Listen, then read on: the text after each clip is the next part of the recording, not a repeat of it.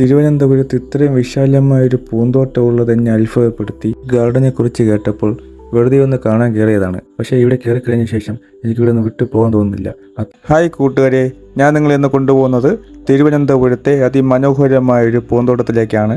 വിവിധ ഇനം ചെടികളുടെ കലവറ എന്നറിയപ്പെടുന്ന കുരിപ്പള്ളം ബൊട്ടാണിക്കൽ ഗാർഡൻ. തിരുവനന്തപുരത്ത് നിന്നും ഏകദേശം 27 കിലോമീറ്റർ ദൂരമുണ്ട് ഈ ഗാർഡനിലേക്ക്. നല്ല പച്ചപ്പിൽ തകടിയും മരങ്ങളും പിന്നെ അത്യപൂർവ ചെടികളും നിറഞ്ഞ അതിസുന്ദരമായ ഒരു ഗാർഡൻ. ഈ ഗാർഡനിലേക്ക് കാണാൻ വരുന്ന സന്ദർശകരിൽ നിന്നും യാതൊരു ഫീസും ഈടാക്കുന്നില്ല. ഈ ഗാർഡന്റെ അകത്ത് തന്നെ വാഹനങ്ങൾ പാർക്ക് ചെയ്യാനുള്ള നല്ല സ്ഥല സൗകര്യമുണ്ട്.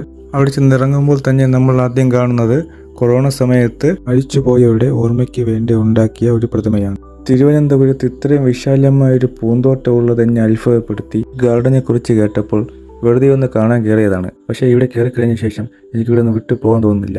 അത്രയ്ക്ക് മനോഹരമായ പൂക്കളും ചെടികളും കാണുന്നവരുടെ കണ്ണിനെ കുളിർമയേകുന്നതാണ്. ഞാൻ കാണാൻ പോയത് മലയാളി ബോൺസായി മ്യൂസിയത്തിലാണ്. പല രീതിയിലുള്ള ബോൺസായി മരങ്ങളെ നമുക്ക് കാണാൻ പറ്റും. ചെറുതും വലുതും പല ശിഖരങ്ങളുള്ളതും ഒറ്റത്തടിയിൽ നിൽക്കുന്നതും എല്ലാം കാണാൻ കഴിയും. ഈ ബോൺസായി മരങ്ങളെല്ലാം വർഷങ്ങൾ കൊണ്ടാണ് ഈ രീതിയിൽ വളർത്തിയെടുത്തത്. ഗാർഡൻ ഉണ്ടാക്കാൻ വേണ്ടിയുള്ള സ്റ്റോണും അതിനോടനുബന്ധിച്ചുള്ള സാമഗ്രികളും ഇവിടെ നിന്ന് ലഭിക്കുന്നതാണ്.